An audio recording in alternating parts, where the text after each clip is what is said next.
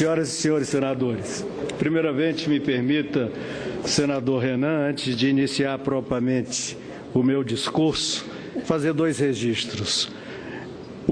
Louvar a dignidade do discurso do senador Armando Monteiro, que demonstrou muita firmeza de caráter. E, aliás, também aproveitar para elogiar o conteúdo do seu discurso, profundamente liberal na economia. E lamentar o discurso feito por alguns que me antecederam, cheio de ofensas, raiva, rancor e ofendendo, inclusive, senadores ausentes. Lamento profundamente que essa discussão passe para as ofensas e saia dos argumentos. Pela segunda vez na vida, participo de um processo de impeachment. Hoje, como em 92, vislumbro que, independentemente da inquestionável responsabilidade dos presidentes, há nos dois episódios um elemento comum: o fracasso do modelo político, um modelo que se exauriu e está na raiz das diversas crises que nos atingem. Não deixa de ser constrangedor estarmos aqui pela segunda vez em menos de um quarto de século, reunidos para julgar um presidente da República. Diga-se de passagem que, se por um lado vivemos uma época de instabilidade, também é reconfortante perceber que as instituições têm dado prova de sua solidez. Como disse, a atual crise, assim como aquela que levou ao impeachment do presidente Collor, é resultado, entre outras razões, das imperfeições graves do nosso sistema político. Findo esse processo, seja qual for o seu resultado, o Congresso Nacional tem o dever de se debruçar sobre formas de corrigir o modelo. Precisamos encontrar mecanismos que confiram maior representatividade aos nossos representantes. Apenas para exemplificar, um dos problemas é a multiplicidade de partidos. A pretexto de estimular a pluralidade de pensamento, o que é saudável na democracia, as distorções acabam por deslegitimar boa parte dos eleitos que, graças ao anacrônico sistema de eleição proporcional, pegam carona nos mais votados, desqualificando a representação parlamentar. Sejamos sinceros, os pequenos partidos, as chamadas legendas de aluguel, não me refiro aqui, senhor presidente, a partidos comprovadamente ideológicos que, apesar de pequenos, contemplam importante vertente da nossa política, pois esses chamados partidos pequenos já representam uma parcela considerável da Câmara dos Deputados, uma bancada que acaba sendo relevante da construção da chamada governabilidade.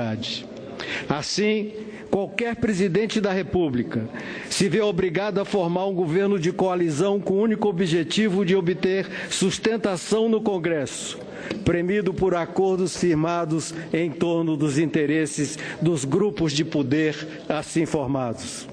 Essa sistemática tem gerado ao longo dos tempos enormes e irremediáveis prejuízos ao nosso país.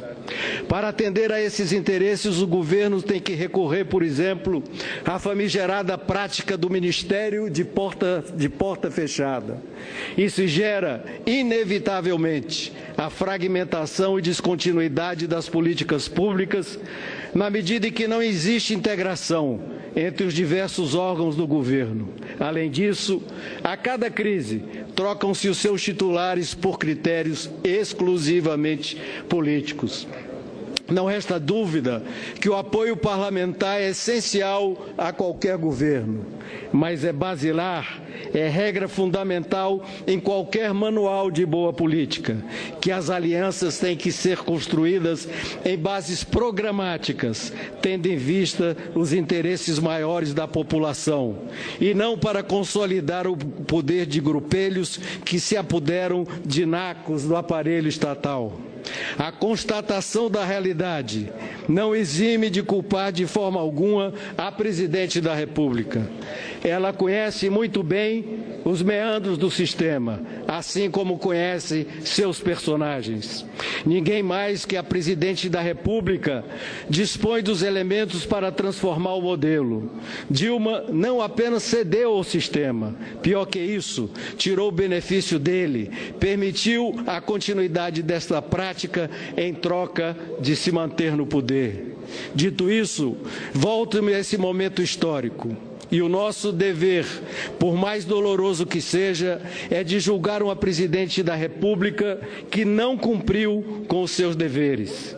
Se é verdade que foi legitimamente eleita, é também inegável que ela própria forneceu todos os motivos para ser legalmente impedida.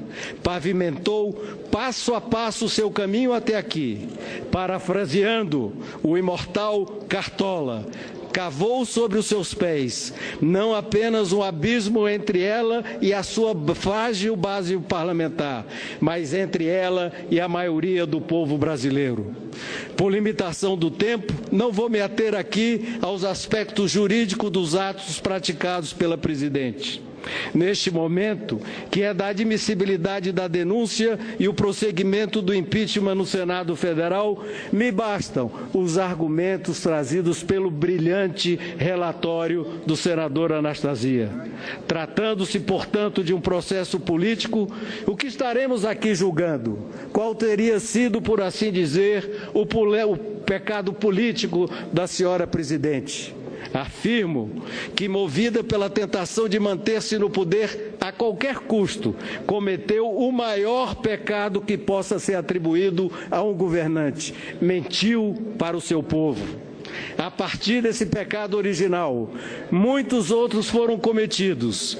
As chamadas pedaladas fiscais são apenas as ferramentas utilizadas para enganar a população brasileira, mascarando a realidade da economia, fraudando os dados das contas públicas, agindo com a consciente, dolosa e única intenção de ganhar as eleições de 2014. Eis aí o dolo, o inegável e premeditado propósito de esconder não apenas da população, mas dos agentes econômicos, do mercado em geral e aos órgãos de controle a real situação da economia. Isto acabou minando irremediavelmente o que um governo tem de mais precioso: a credibilidade. Ensinam os juristas que o que é notório prescinde de provas, pois as consequências deste rosário de pecados são notórias.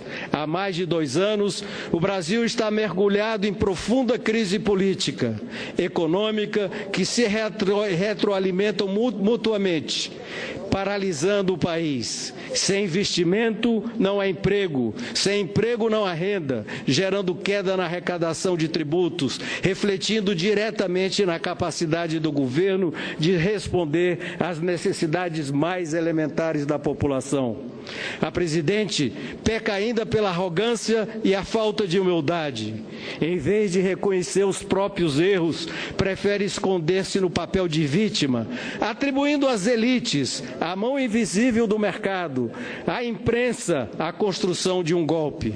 Insiste agora, como já fazia nas eleições, na perigosa estratégia de dividir o país entre ricos contra pobres, o nós contra eles, repetido a exaustão e aqui novamente repetido por seus defensores.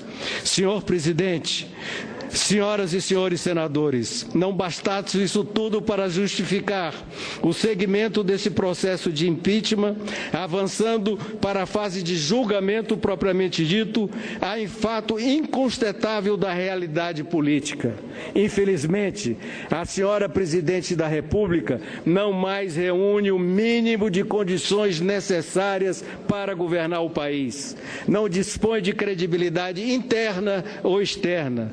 Não não conta com a sustentabilidade política, não consegue hoje nem ao menos atrair lideranças políticas ou quadros técnicos para compor um ministério minimamente capacitado.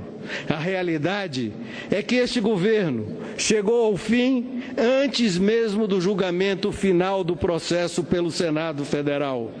É bom que se reconheça que não recai na figura da presidente Dilma toda a responsabilidade por esse quadro trágico. É bem verdade que aqui agora é a presidente que está sendo julgada, mas nós não podemos esquecer que ela faz parte de um projeto de poder muito mais amplo, um projeto que aparelhou o Estado, promoveu o maior escândalo de corrupção da história e afundou o país em uma crise moral, econômica, fiscal e social sem precedentes.